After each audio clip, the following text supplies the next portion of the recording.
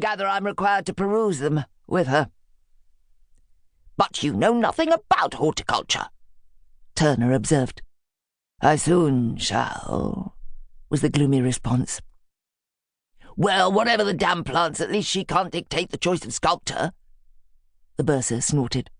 "No, but she'd like to," the master replied. "She has a personal dislike of our man. Something to do with his voice and gait, apparently, and is convinced there are others just as suitable. Absolute nonsense. We've already approached Winston Reed, and he's more than willing. A sound fellow, reasonable rates and not too imaginative. Just the man for the job. He'll produce something solid and uncontroversial." The bursar turned to his neighbour, a small man with pinched face and darting eyes. "Wouldn't you agree, Aldous?" There was a pause, while Aldous Phipps, Emeritus Professor of Greek, reflected. He gave a dry cough. "Oh, yes, he'd do that all right. But whether he'll get the chance is another matter." "Oh, come now, it's in the bag," the other protested. "His terms are excellent, and it's simply a matter of stamping the contract, a mere formality." Phipps sniffed. "It may be in your bag, bursar, but I rather suspect it may not be in Gloria Biggsbrookby's." He scrutinised the ceiling, and then lowered his eyes to appraise his fingernails. The master frowned. "It would be helpful if you could enlarge on that statement, Aldous. I'm not sure if we entirely grasp the point." He sighed, and added, "Or at least I don't." With a gleam of relish, the elderly fellow leant forward and scanned their faces. Then, assured of the table's attention, said, "I happen to have some information." "When doesn't he?" John Smithers wondered, and checked his watch. It was nearing the violet hour, and she would protest if he were late again. "What information?" he asked brusquely. "To do with Monty Fingalston, the young sculptor that London is currently lionising. He has great appeal, or so I hear, and great talent. Quite à la mode, one gathers.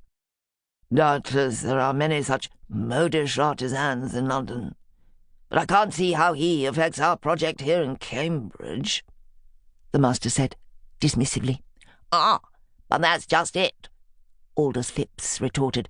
"At the moment he's not in London, but, if I'm not very much mistaken, here in Cambridge. I saw them together in a corner of the Eagle when I was there sipping my usual pear and brandy bitters. Such a refreshing mélange, I always find. You should try it." The master winced. "Yes," Phipps continued, "Fingalston and Gloria Biggsbrookby.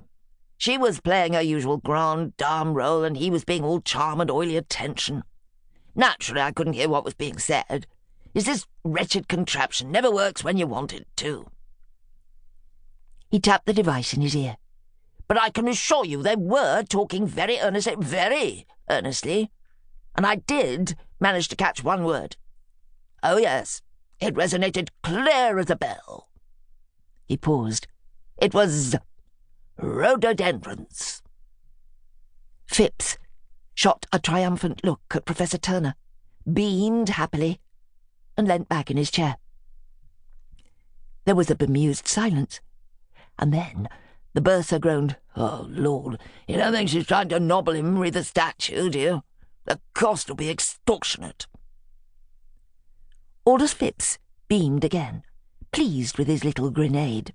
"Exactly," he murmured. "It will not be extortionate because it's not going to happen," the master declared. "I can assure you the college's choice of artist does not depend on the diktats of Sir Percival's daughter. We've selected our man, and that's an end of it. And if you don't mind my saying, Aldous, you're spreading unnecessary alarm and despondency. That capricious decade may have been playing you false. And in any case, how do you know it was this Finkelstein fellow?" "Finkelstone, actually. His photograph was in the Times only the other day. The young man's features bear a pleasing resemblance to Michelangelo's David. Most engaging, really. Virile, yet seemly. Thus I cut it out to use as a book."